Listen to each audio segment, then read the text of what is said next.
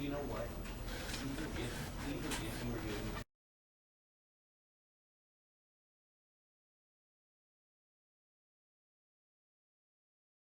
This is the story of a man named Stanley. Stanley worked for a company in a building where he was employee number 427. Employee number 427's job was simple.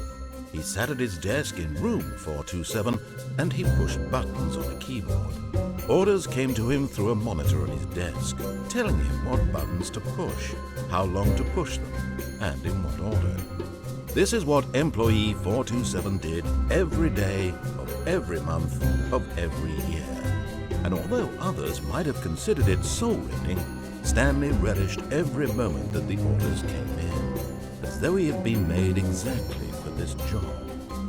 And Stanley was happy. And then one day, something very peculiar happened. Something that would forever change Stanley. Something he would never quite forget. He had been at his desk for nearly an hour when he realized that not one single order had arrived on the monitor for him to follow. No one had showed up to give him instructions, call a meeting, or even say hi. Never in all his years at the company had this happened, this complete isolation. Something was very clearly wrong. Shocked, frozen solid, Stanley found himself unable to move for the longest time. But as he came to his wits and regained his senses, he got up from his desk and stepped out of his office.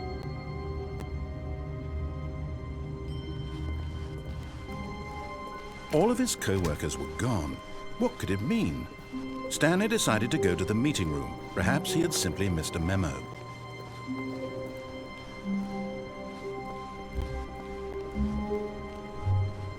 When Stanley came to a set of 2 open doors, he entered the door on his left.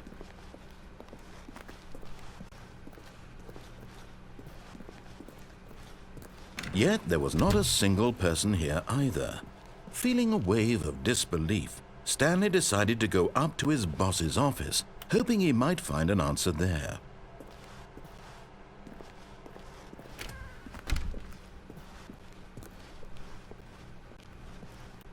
Coming to a staircase, Stanley walked upstairs to his boss's office.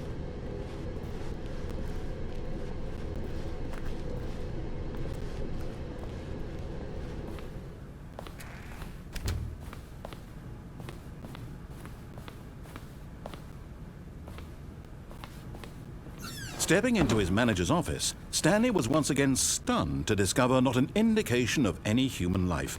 Shocked, unraveled, Stanley wondered in disbelief who orchestrated this. What dark secret was being held from him? What he could not have known was that the keypad behind the boss's desk guarded the terrible truth that his boss had been keeping from him. And so the boss had assigned it an extra secret PIN number, 2845.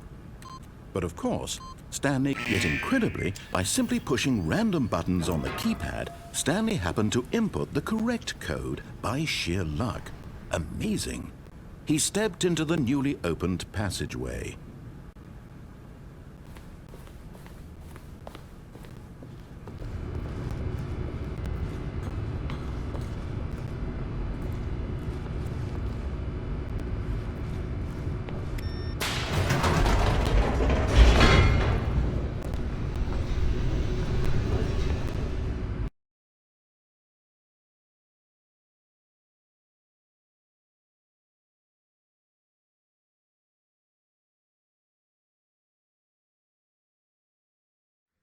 Descending deeper into the building, Stanley realized he felt a bit peculiar. It was a stirring of emotion in his chest, as though he felt more free to think for himself, to question the nature of his job. Why did he feel this now, when for years it had never occurred to him? This question would not go unanswered for long.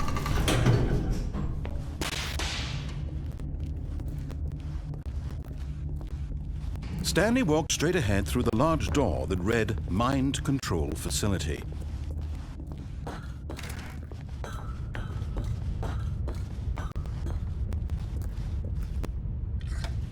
The lights rose on an enormous room packed with television screens. What horrible secret did this place hold? Stanley thought to himself. Did he have the strength to find out?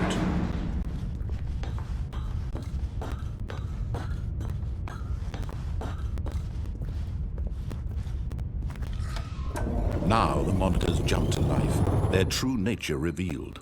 Each bore the number of an employee in the building, Stanley's co-workers.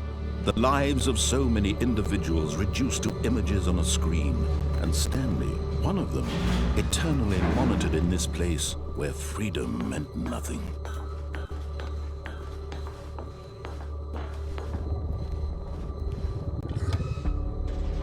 This mind control facility, it was too horrible to believe. It couldn't be true.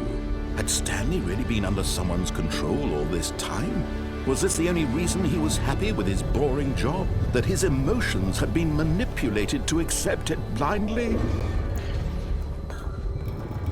No, he refused to believe it. He couldn't accept it. His own life in someone else's control? Never!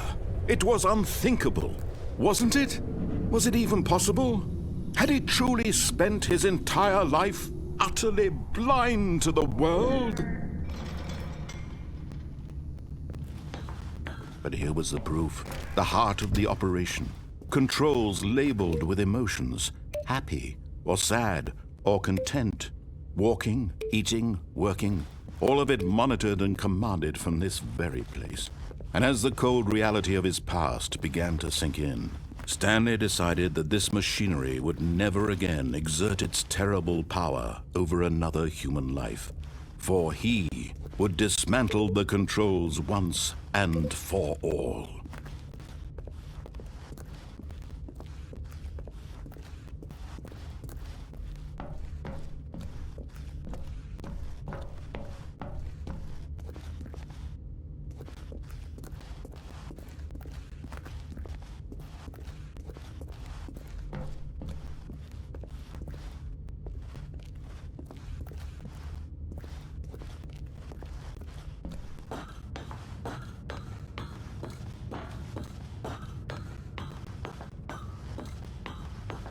And when at last he found the source of the room's power, he knew it was his duty, his obligation, to put an end to this.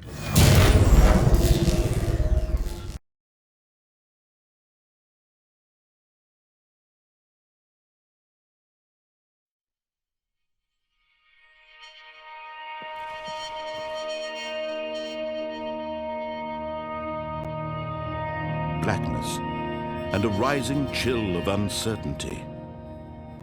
Was it over? Yes.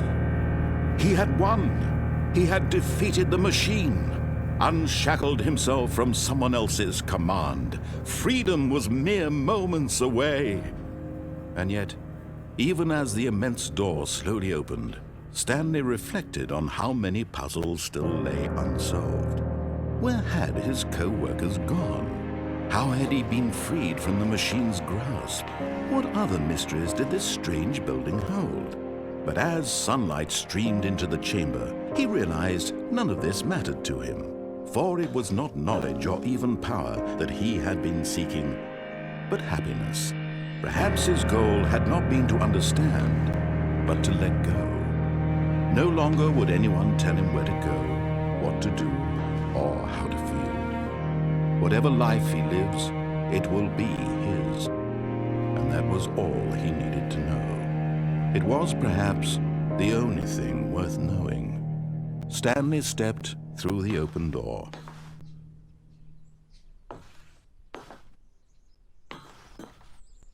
Stanley felt the cool breeze upon his skin, the feeling of liberation, the immense possibility of the new path before him.